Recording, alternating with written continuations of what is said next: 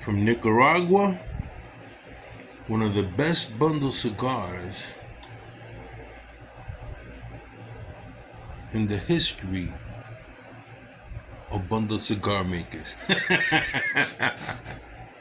Oh boy, this is Casa de Garcia. You can get this brand, my favorite, but only get one bundle. Save me one. Those guys that love cigars with a Rothschild size cigar.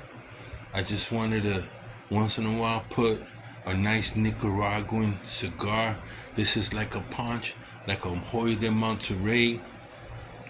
It's flavorful, full body cigar. You like the taste of coffee. This with some nice coffee goes really well. I like smoking cigar once in a while. I was hired by De La Concha I was a taster. My whole family, going back to the 16th century, on the island of Puerto Rico, were tasters. You had those that grew the plants, and then those that fermented the plant, and those that put the cigars together, the filler, the binder, the wrappers together, and then those that made the blends.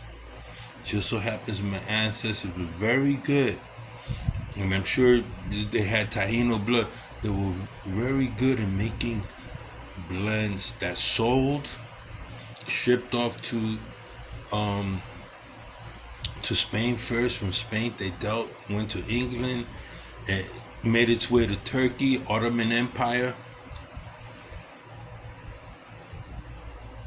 So what would happen during harvest seasons, my ancestors, my great-grandfather and great-uncles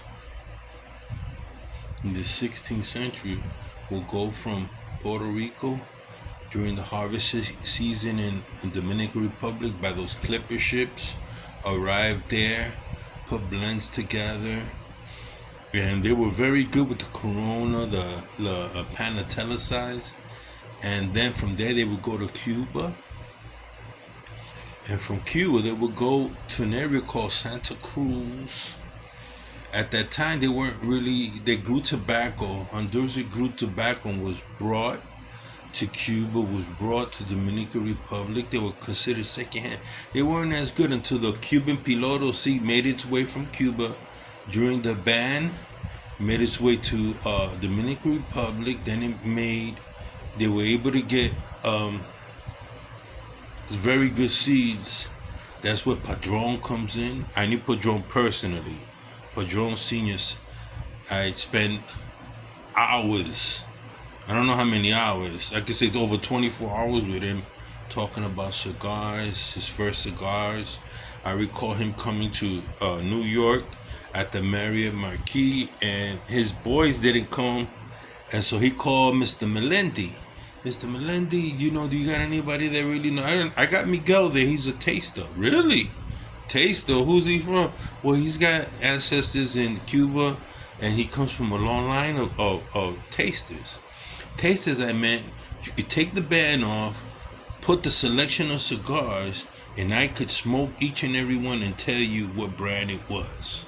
It was Cuban, Monte Cristo, Cuban Macanudo, if it was a Boulevard, if it was a Mexican cigars. And it just so happens that my great-great-great-uncle my great-great-uncle was the one that put the blend Te Amo together.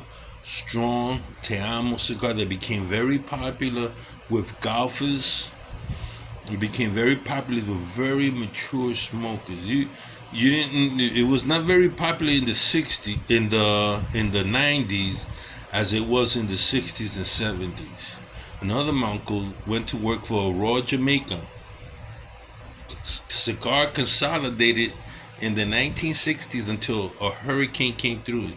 And it was a disaster, and Cigar Consolidate moved from Jamaica to the Dominican, and then the blends took off, and the shipping. Then you had Arturo Fuente moved from Miami, the base of most. JC and Newman were in Florida. JC Newman decided, hey, I need to get into the bundle action. And the first great bundle cigar was J.C. Newman cigar, made by the Arturo family, Arturo Fuente family, who are well known. I no longer smoke as much Arturo Fuentes because they changed the wrappers. They were looking for another one. They brought in uh, uh, rappers from Cameroon. I just don't. They should have stayed with the Dominican blends that they had. They went Cameroon. Well, then of course Cameroon is a lot cheaper. They had the Sumatra rappers. They began. I mean, it's all good. You know, it's a different palette, but the opus of all cigars is the Cuban cigar. There's nothing like a Cuban cigar. There's nothing like it. Now I can tell you why. For a regular cigar, for the price, this Casa de Garcia is an excellent bundle cigar. I can no longer afford it. I'm no longer the cigar booms. No longer are the sales reps coming to me, handing me free cigars, premium cigars. You know, Rocky Patel's top of the line, Arturo Fuentes Opus X top of the line. I don't get those cigars no more. Florida Dominicana top of the line. I don't get that. You know, the Macanudos was too light for me, but it's a good cigar.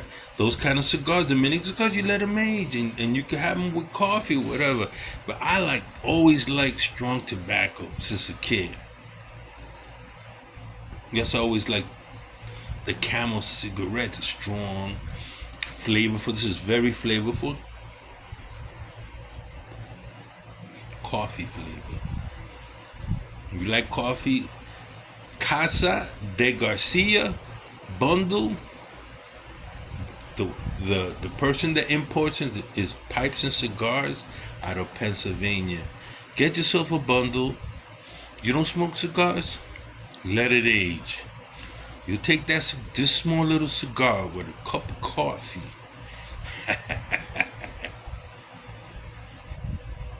Let me tell you,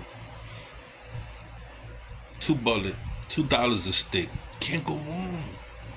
This is just as good as a $5, $6 stick for half the price. Come on, go get some. I was a good salesman. I'll see you guys.